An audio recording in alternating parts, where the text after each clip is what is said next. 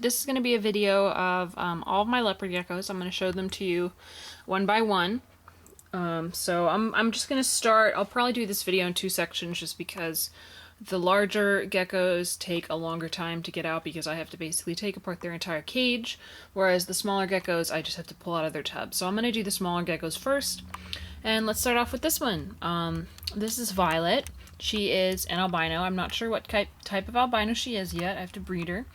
She was the rescue from Petco who had the messed up eye, and she's doing really well. She's growing really big and she's feisty. Let's see if I can pick her up. Her eyes look fine, but she's really, really orange and really pretty, and I know I've showed you guys her pretty recently, but for, you know, the sake of an update, here are going to be all my geckos. So there's Violet. And then next here is one that I don't think I've showed you guys yet. I bought him a little while back from Petco again because they were having leopard geckos on sale for like 20 bucks, and so since I know an associate, I was able to get a discount, so I only got him for like 16 bucks, and 16 bucks isn't that bad for a baby leopard gecko. So here he is, and he's just a nice normal. He was really, really spotty, and that's why I liked him. I also picked him because he's a boy, and because we only have one boy, and he is infertile, so I needed to get another boy. Maybe with some of the eggs that I have right now in the incubator, like I just showed you guys.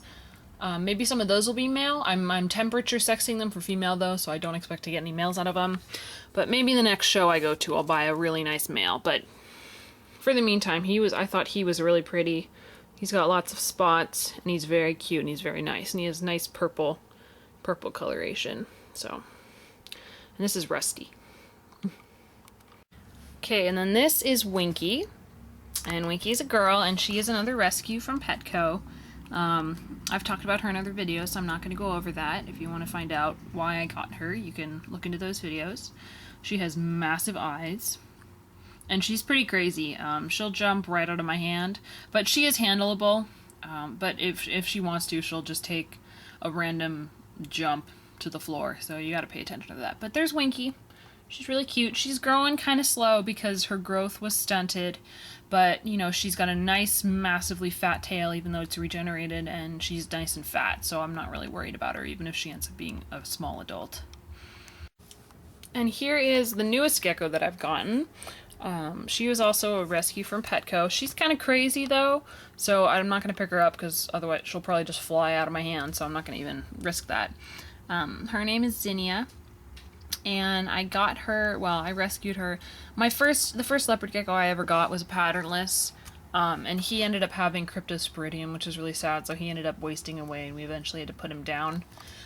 So I've always wanted another patternless, and his name was Ziggy, so I named her with a Z name too, Zinnia, so that it's kind of, you know, it's kind of reminds me of the other poor little guy. But she's doing really well. She's grown a lot. She's having no problems. I'm treating them all for parasites, just in case, because, you know, coming from a pet store like Petco, you never know what kind of diseases they had. But yeah, she runs around, goes nuts. She's getting pretty big though, so I'm excited because I like the patternless. That's Zinnia. Okay, and then the last three of the, you know, closer to juvenile than adult, well, except for these ones, are in here. These are 3 babies that I produced and raised, so they're now almost full adults. Two of them are breeder size, one of them isn't. Let's see, is there one under here? No. So the first 2 are Bell albinos. That one there is Fern, and then this one here is Juniper. I raised them up from when they were really, really tiny, so I'm excited to. They were the first babies that I ever hatched. And so, yeah, I've only hatched leopard geckos one other time, and so this is going to be my second time, so I'm really excited because I had a good time. But they are both Bell albinos. Let's get you out of the way because, oh, we'll go in there. And then the other one in here is Cetra, and she is Iris's baby, and she's big enough now. She's 50 grams. She's big enough to be a mom herself, but I didn't breed her. But she's going to have sisters yeah, she's gonna have sisters in about a month and a half, at least 3 of them, if not more, because Iris actually is gravid right now with more eggs. So, but yeah, that's Cetra. She was the one, she hatched with her yolk sac attached, and I was really worried about it So I put her, right when she hatched, I put her in a tiny little container with, moist paper towels. And overnight she popped her yolk sac, so she was extra, extra tiny because she didn't have all those extra nutrients.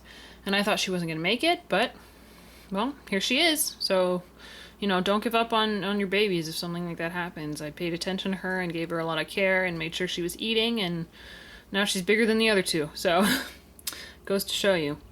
So yeah, there's Cetra, and there's all my juvenile leopard geckos, or, small adults.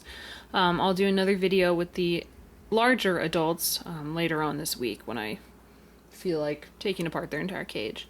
If you have any questions or comments, guys, just let me know. Thanks. Bye.